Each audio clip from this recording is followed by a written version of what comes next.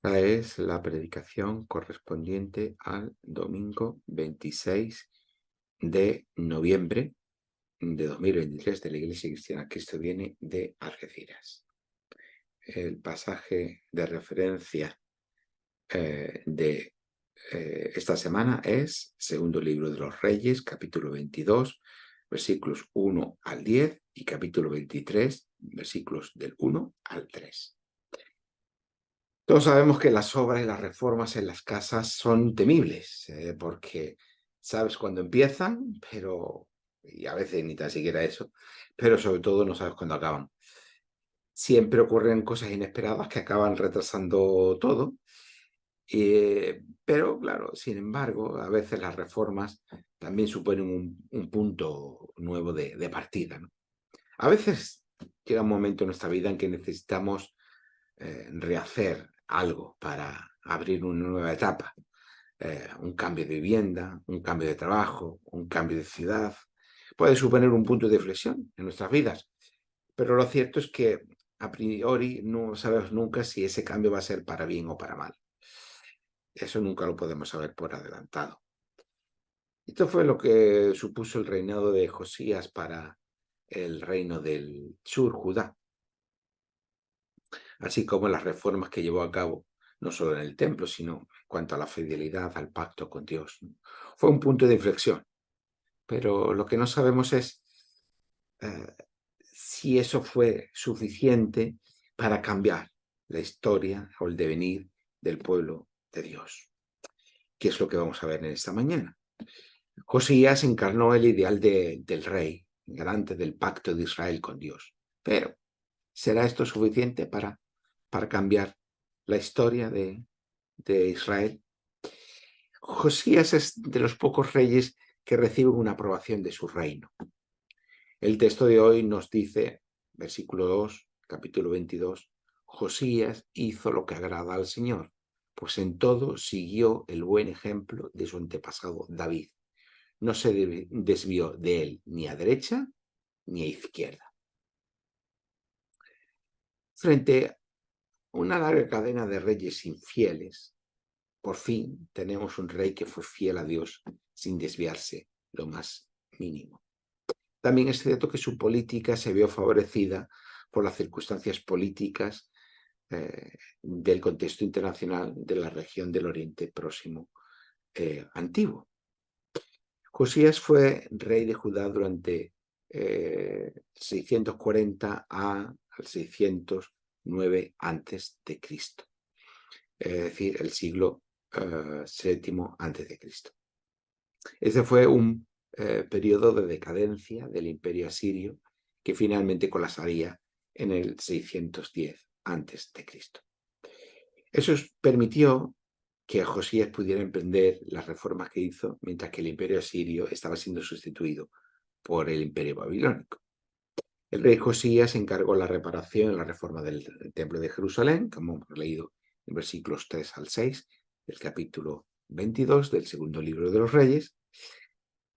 Esa era una decisión que estaba destinada a remediar la situación de dejadez y de abandono que los reyes anteriores habían tenido respecto del templo, lo que a su vez nos habla de la fidelidad y de la relación de los reyes anteriores con el pacto de Dios, ¿no? Como esa situación de abandono y esa situación de dejadez que tenía, pues es fiel reflejo de la relación con Dios que tenía hasta ese momento el pueblo de Dios. Como ya sabemos, el templo es lugar de la presencia de Dios entre su pueblo. Así que su descuido, el descuido del templo, solo puede significar que esa relación con Dios también está dañada o también está abandonada. Así, la narrativa del libro de los Reyes parece sugerirnos que una vez que las obras del templo se pusieron en marcha, se descubrió por casualidad el rollo del libro de la ley que se encontraba en el templo. Pero en realidad, pudiera ser que este hallazgo no fuera tan causal como parece a primera vista. En el mundo del Oriente Próximo antiguo era relativamente frecuente que los templos se guardaran no solo los anales reales, es decir, las crónicas acerca de los reyes, que contaban las acciones y decisiones políticas más importantes de los reyes, sino también otras cuestiones de interés para el gobierno del reino. Como podríamos hoy hablar de cuestiones meramente estadísticas, ¿no? Que esto no existía en ese momento, digo, simplemente una cuestión analógica. Pero además, en no pocas ocasiones, al construir los templos, se guardaban en cajas documentos especialmente importantes para que fueran encontrados por generaciones posteriores durante reformas o refundaciones de los edificios. Eran como cápsulas en el tiempo que una generación legaba a otras posteriores. Hoy se suele hacer también esto, ahora con una cierta es algo bastante conocido. Pues esto no es algo nuevo, sino que ya se hacía en la antigüedad. Así que es bastante probable que eso fuera lo que pudiera haber ocurrido en este caso. Durante las obras de reforma se encuentra una caja con el rollo del libro de la ley que durante la construcción del templo se escondió en algún lugar del edificio y que con las obras de reforma se recuperó. Ante el hallazgo, el libro es entregado y leído ante el rey, versículo 10 del capítulo 22. En este punto, la pregunta de todos los biblistas es cuáles de los libros de la ley, de esos 5 libros que conforman la Torá, pues de cuál de esos libros se trataba. Pero se ha llegado a un consenso general de que se trata de alguna versión del libro actual del Deuteronomio. Probablemente no completo, como lo tenemos hoy, sino alguna parte del mismo. La narración nos sigue diciendo, versículo 11, que cuando el rey oyó las palabras del libro de la ley, se rasgó las vestiduras. Rajarse las vestiduras era un signo de duelo y de lamento, porque el rey se dio cuenta de lo que suponía lo que allí estaba escrito. Versículos 12 y 13, y ordenó el rey a sus colaboradores más inmediatos, id a consultar al Señor por mí y por todo el pueblo de Judá sobre el contenido de este libro que se acaba de encontrar, pues el Señor estará muy furioso contra nosotros, ya que nuestros antepasados no han obedecido las palabras de este libro ni han cumplido todo cuanto está escrito en él. Versículos 12 al 13 del capítulo 22. Josías escuchó las palabras del libro de la ley. Esta ley no tenía que ver con legislación, como ya hemos explicado otras veces, sino con instrucción y con enseñanza. Las instrucciones para el cumplimiento y la vigencia del pacto de Dios con su pueblo y la enseñanza de Israel de cómo ser fiel a dicho pacto. Estaba claro que los reyes anteriores no habían cumplido el pacto con Dios, así que acorde con las cláusulas del pacto, incluidas las bendiciones y las maldiciones que encontramos en el libro del Deuteronomio, las consecuencias del incumplimiento y de la infidelidad de Israel no podían ser positivas. Y así lo confirmó la palabra de Dios por medio de la profetisa Hulda, versículo 16 del capítulo 22. Así dice el Señor, voy a traer la desgracia sobre este lugar y sus habitantes, de acuerdo con el contenido de este libro que ha leído el rey de Judá. Esto no ocurriría durante el reinado de Josías, que será preservado por su fidelidad, sino en el año 586 a.C., cuando Jerusalén caerá definitivamente y Judá será llevado al exilio durante el imperio babilónico. Por tanto, el rey Josías hizo aquello que le correspondía hacer como rey, estimular y favorecer el cumplimiento del pacto y renovar el compromiso del pueblo con él. Así que aquella reforma del templo vino a significar una renovación del pacto y de la fidelidad al Señor, o una renovación de la relación con el Señor. Versículos 2 y 3 del capítulo 23. Allí el rey les leyó todo el libro del pacto que se había encontrado en el templo del Señor. El rey tomó su lugar de autoridad junto a la columna y renovó el pacto en presencia del Señor. Se comprometió a obedecer al Señor cumpliendo sus mandamientos, leyes y decretos con todo el corazón y con toda el alma. De esa manera confirmó todas las condiciones del pacto que estaban escritas en el rollo y todo el pueblo se comprometió con el pacto. Sin embargo, después de haber leído esto, podemos reflexionar si esto no resulta algo paradójico. A pesar de la renovación del pacto y de la fidelidad de Josías, no se evitaron las consecuencias a largo plazo de la infidelidad de aquellos otros reyes anteriores a Josías. ¿Fue entonces en balde el reinado de Josías? ¿O es que lo malo siempre tiene más peso o más poder de contagio que lo bueno? Como dice el dicho, el refrán popular, lo malo se pega. Cuando leemos el Antiguo Testamento, muchas veces tenemos la sensación o llegamos a pensar que la relación de Dios con su pueblo se basa en un cumplimiento estricto de unas normas arbitrarias, pudiendo ser unas, siendo unas, pudiendo ser otras, que si no son seguidas al pie de la letra, conllevan que Dios se enfade y castiga a su pueblo. Pero esta es una imagen distorsionada de la narrativa de la Biblia. Porque esta imagen tiene más que ver con la lógica que subyace a los dioses paganos que al Dios bíblico, que es la lógica de la retribución. Esa lógica funciona según la concepción que se tenía de los dioses en aquel mundo antiguo.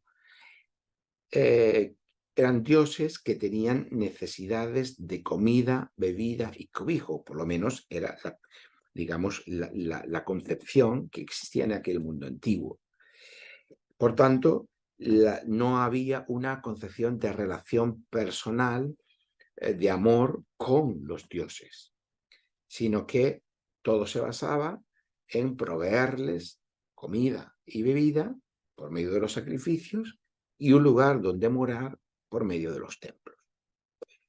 No se esperaba que los dioses amaran a la gente, ni la gente esperaba sentirse amado por los dioses, sino que devolvieran aquello que recibían. Por eso lo que imperaba era la lógica de la retribución. Provisión de buenas cosechas, protección y cuidado, era lo que se esperaba de los dioses, porque era lo que se proporcionaba a los dioses. El incumplimiento de esos deberes con los dioses producía enfermedades, falta de cosechas y males de distinta clase. Sin embargo, el Dios bíblico se revela de una manera completamente diferente. El Dios bíblico es el Dios sin necesidades. Dios no necesita que se haga nada por él, ni que se le provea de ninguna manera, porque Dios no necesita nada. Por el contrario, el Dios bíblico se rebaja o queda condicionado a mostrar su fidelidad a un pacto con el pueblo de Israel. Dios se presta a una relación de pacto con su pueblo, que le establece un condicionante, es decir, necesita ser fiel al pacto. A pesar de que Dios no tenía por qué hacer eso, porque Dios no tiene necesidades, Dios no necesita nada del ser humano. Es la misma idea de la creación. Dios crea no por necesidad, sino por pura gracia. Es más, el honor de Dios está unido a lo que su pueblo haga. El honor de Dios, lo que se diga de Dios, tendríamos que explicar cómo funciona la lógica del honor en estas sociedades. Aquello que hacemos, aquello que decimos, nos cualifica delante de los demás con honor o con vergüenza. Por lo tanto, el honor de Dios, la gloria de Dios en este sentido de honor, no en el sentido de presencia, está unido a lo que su pueblo haga. Y otros pueblos podrán decir cómo es el Dios Israel en función de lo que Israel haga. Pero esto tiene que ver con la lógica del honor. Pues bien, por eso, por esa misma lógica, el Dios de la Biblia se nos presenta como un Dios santo. Y por tanto quiere que su pueblo sea santo. O dicho de otra forma, porque Dios es santo, su pueblo será santo. La escritura será santa, el templo será santo, porque Dios es santo. Ese Dios santo es aquel Dios que no necesita de nada, pero a pesar de eso establece una relación, primero con su creación, creando el mundo, y después con su pueblo, creando el pueblo, y después estableciendo un pacto con ellos. Así que es este sentido paradójico. Dios no necesita nada, pero crea un mundo, crea un pueblo y se aviene a ese pueblo mediante un pacto. Por tanto, se espera que el testimonio de Israel, del que depende el honor de Dios, dé a conocer a este Dios sin necesidad del resto de los pueblos de una determinada manera. Y esa determinada manera es la que se establece en el pacto. Pero, ¿qué ocurriría si en lugar de ser fiel al pacto, el pueblo se muestra infiel? ¿Qué ocurriría si Israel, en lugar de ser testimonio para el resto de los pueblos, fuese fiel a otros dioses? Entonces, el resto de los pueblos no podrían conocer a Dios, que ha elegido revelarse por medio de Israel. Y por tanto, Israel fracasaría en su vocación de ser luz a las naciones. Y en lugar de ser medio de bendición, se convertiría en piedra de tropiezo y por tanto necesitaría también la salvación de Dios. Y esto es lo que ocurre con Israel. No es que Dios le castigue porque no haya cumplido una serie de normas. Dios es el Dios sin necesidades y por tanto tampoco necesita que Israel cumpla una serie de normas entendidas como un fin en sí mismo, sino que Israel, en su alejamiento de Dios por su fidelidad a otros dioses, prestó lealtad también a otras construcciones políticas y a otras construcciones sociales que no eran las que estaban establecidas en el pacto, y que eso fue lo que le condujo al desastre.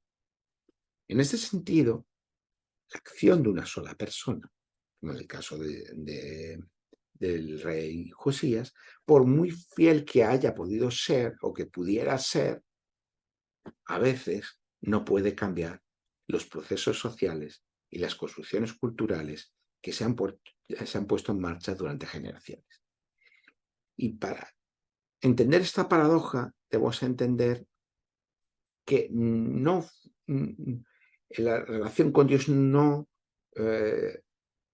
rige una ley de la retribución mecánica, del dar para recibir o del castigo por desobedecer, como regía en las religiones o en los cultos a los dioses en el mundo antiguo, sino que porque Dios ama su creación y tampoco actúa coercitivamente, por eso mismo deja espacio a las propias acciones humanas y a sus consecuencias. Porque Dios no está sometido a la lógica de la retribución, sino a la lógica del amor, que Dios es amor, como nos dirá el Nuevo Testamento. Porque Dios ama a su creación, tampoco actúa coercitivamente con su pueblo y, por tanto, deja espacio a las propias acciones humanas y a sus consecuencias. Por tanto, Israel está regido por las consecuencias de sus propias acciones y de las acciones de otros pueblos. Por eso, la Biblia cuestiona la lógica de la retribución y del castigo como el modelo que explica la relación con Dios. Pero sin embargo, enfatiza la lógica de la gracia y de la misericordia para explicar esta misma relación con Dios. En la Biblia, cualquier castigo es una corrección puntual y limitada. Incluso la lógica del ojo por ojo y del diente por diente es una limitación del castigo dentro de una sociedad en la que no hay Estado ni instituciones que permitan una regulación de ese castigo. Por lo tanto, incluso eso que a nosotros nos parece tan atroz, en realidad es una limitación del castigo, una corrección puntual y limitada. Esta es la visión que hay del castigo. Mientras que la gracia y la misericordia tiene siempre un alcance mayor, como dice la Torá. La maldición llega hasta la tercera, cuarta generación, pero la misericordia alcanza hasta 1000 generaciones. Por lo tanto, hay una asimetría del castigo concreto y puntual y limitado y la gracia y la misericordia que tiene un alcance infinitamente mayor. Por eso,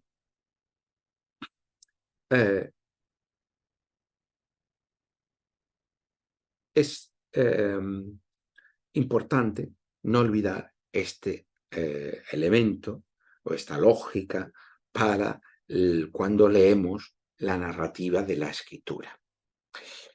Ahora bien, por otro lado, también es cierto que no siempre, como seres humanos, podemos escapar de las consecuencias de nuestras acciones o de las consecuencias de las acciones de otros.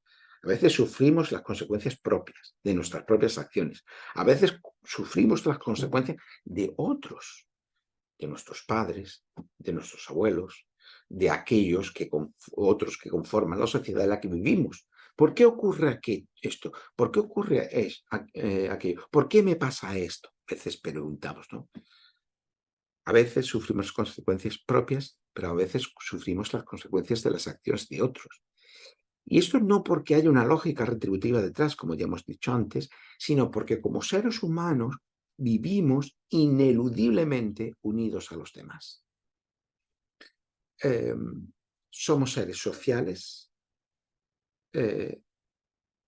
y esto es algo que nos constituye en cuanto seres humanos.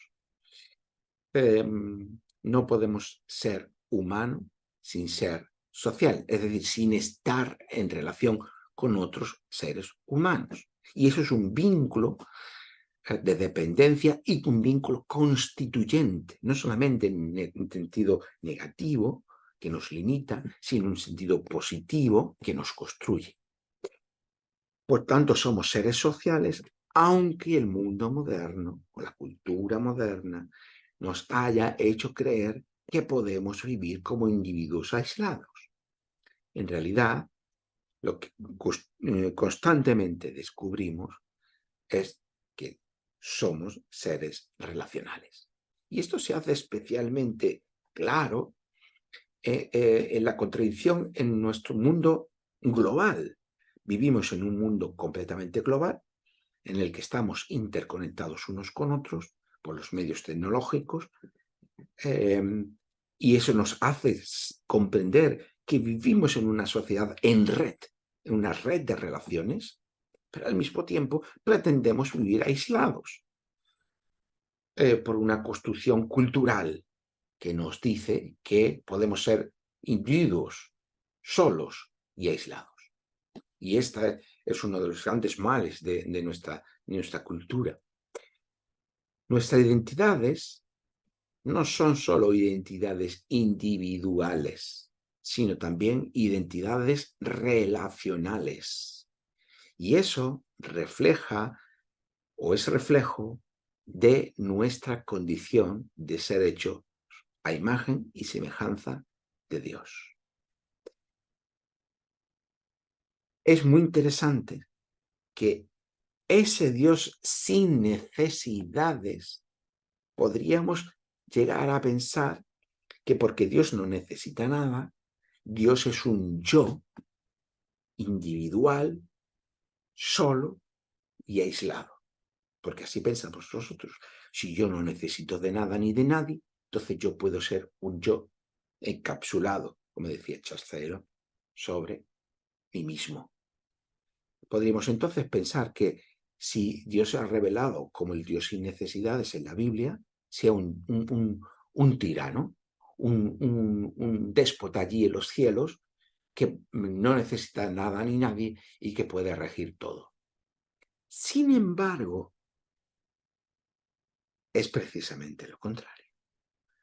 Dios, a pesar de mostrarse como un Dios sin necesidades, no está encapsulado en un yo individual y aislado, sino que es un Dios profundamente relacional. Tan relacional que es relación entre sí mismo por las diferentes personas de la Trinidad. Y tan relacional que se abaja a las contradicciones de una relación con su pueblo, por no decir con toda su creación. Por tanto, no es la lógica de la retribución la que rige nuestra relación con Dios, sino la lógica de la misericordia y de la gracia, que se muestra en su infinita disposición a ser fiel, aun cuando nosotros seamos infiel a Dios. Y esa es la maravillosa gracia de Dios. Y porque Josías comprendió que la relación con Dios no rige la lógica de la retribución, sino de la gracia. No le importó que sus acciones no cambiaran decisivamente las cosas. Ya la profetisa Hulda le dijo, aquello no, lo que él hiciera no iba a cambiar. La fidelidad de Josías no iba a cambiar el transcurso, el curso de los acontecimientos para Judá y para Israel. Pero porque comprendió que la lógica con la relación con Dios no es la lógica de la retribución, sino la lógica de la gracia, no le importó que sus acciones no fueran a cambiar decisivamente las cosas. Porque la respuesta a la constante fidelidad de Dios con su pueblo solo puede consistir en una respuesta fiel, en una fidelidad, como dice el texto, que no se desvía ni a izquierda ni a derecha.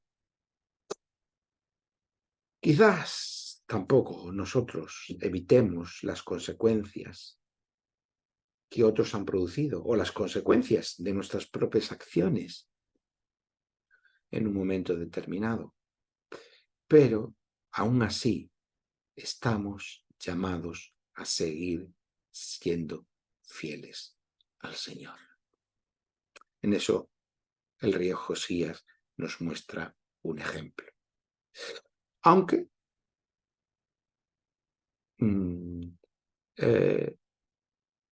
no, las cosas no necesariamente esa acción nuestra cambien las cosas aquí y ahora.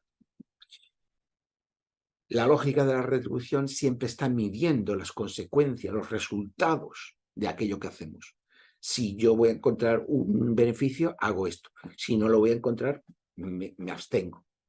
Esta no es la lógica que mide, que media en la relación con Dios. La lógica de la gracia y de la misericordia y de la fidelidad de Dios, siempre y de manera constante.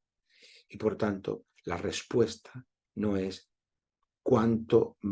qué repercusión van a tener mis acciones, sino que la respuesta es siempre la respuesta de la fidelidad a Dios.